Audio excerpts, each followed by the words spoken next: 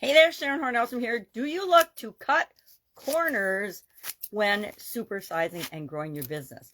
That's our idiom today, to cut corners. I was going to make a snowflake or something fun, but I didn't want to think that hard about it. I was going to do paper dolls, but I'm like, I haven't made paper dolls since I was a kid, so I'm not sure I can pull that off. But we all have heard, at least I've heard this expression a lot, to cut corners. It's been around since the 1800s, and it originally came from rounding corners or cutting off time on a journey or a trip, taking a shorter route, going around something instead of following the straight lines in the corners. So if you think you're at an intersection, instead of stopping and going all the way to the stop sign and taking a right or a left, you would just cut through the field. In Texas, Texans used to do that all the time when I lived in Texas. They would, if there was traffic on the highway and they didn't want to wait, they would just dive off the road and drive through the shoulders with their trucks. It was something really interesting to see coming from Wisconsin, because in Wisconsin, most times of the year, you can't just cut off the highway and go around people. They also like to drive on the shoulders a lot there.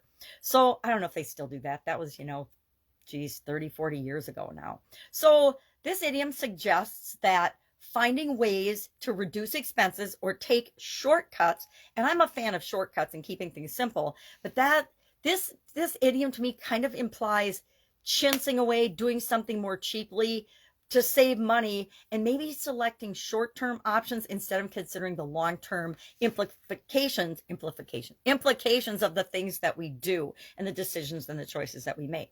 So like every other idiom, there's a positive side and a negative side to this particular expression.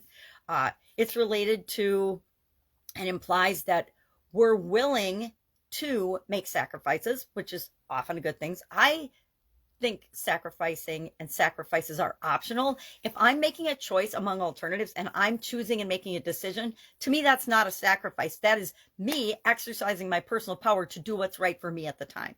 A lot of people see that as sacrifice.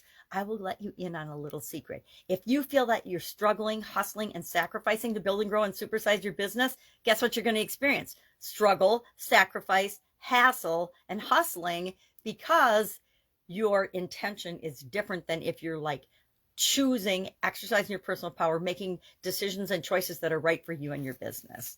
So love to know your experience with this particular idiom. I could share, I'm sure, thousands of stories from my personal experience where we've looked to save money, save expenses, find a quicker, faster, easier, more efficient, more effective way of doing something. But I don't consider that cutting corners. I call that continuous improvement. So to me, continuous improvement is different than cutting corners. Cutting corners feels short-term to me, and continuous improvement feels lifelong and long-term to me.